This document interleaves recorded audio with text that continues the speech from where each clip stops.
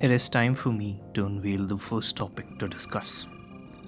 What we are to discuss today is: do humans involuntarily adopt to the atmosphere they are set up in? Is it possible to gain control over this subconscious adaptability? I'd cut it to the shortest possible manner I can explain so that people don't run away from this conversation. So, firstly, I'd like to think that there isn't a reason as to why someone would want to control this ability to automatically adopt themselves to a certain atmosphere. But there are exceptions.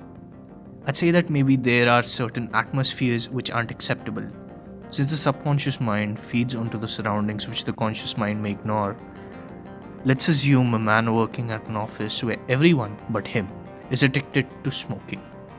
He's a non-smoker who's in the company of people who smoke. On one hand, he slowly has begun feeling the urge to start smoking himself, but he knows that he shouldn't. In such a scenario, I suppose being able to control what his self is being attracted to is a need of the hour. So I've been reading some research papers about human body reflexes, and to my fascination, I found out about a phenomena which exists in us as a byproduct of our amphibian ancestry. Trust me, it's a wonderful thing.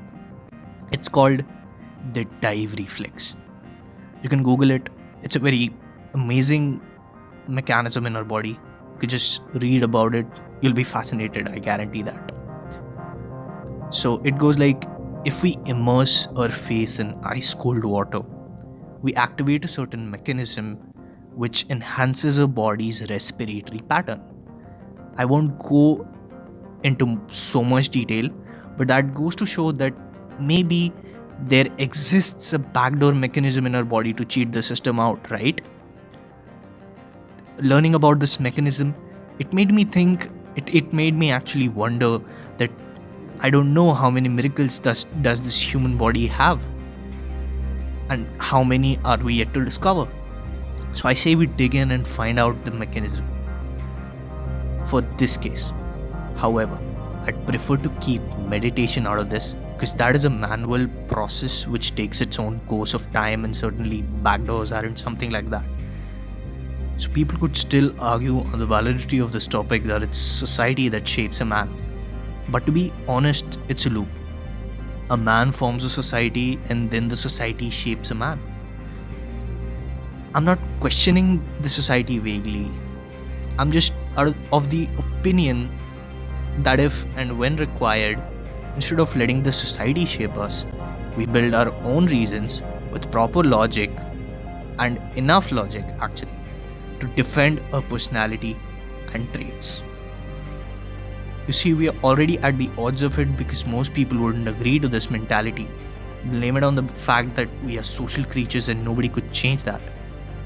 There are a very few people who actually possess the grit to persist both consciously and subconsciously. I'd say in case of the smoking example, the man could already presume he has the habit. Now the question that arises is that, Kunal, this is madness. Isn't that going to drive him towards it more? That's it. It won't. It won't if he's persistent with his desire. You see, let's say he goes ahead and presumes that he's a smoker. If he were initially trying to protect himself from smoking, he would eventually chew mint gums to get rid of the urge to smoke. He is, in a way, hacking into his body and making it believe that he needs to quit. And here's the shocking part. He'll overcome it. I still would say that this is going to be very rare, all due to the universal fact that one's atmosphere shapes him. So I could conclude that subconscious atmospheres can possibly be rendered useless against a defense mechanism built on willpower. If yours is tough enough, of course. It requires us to presume ourselves to be facing issues, and we try correcting them by forcing our subconsciousness to think in a certain way. I'm saying this one last time, still a rarity. Okay guys, that was episode 1 of DRISHTIKON. I hope you enjoyed, and this is Kunal Dikshit signing off for the day. Thank you everyone.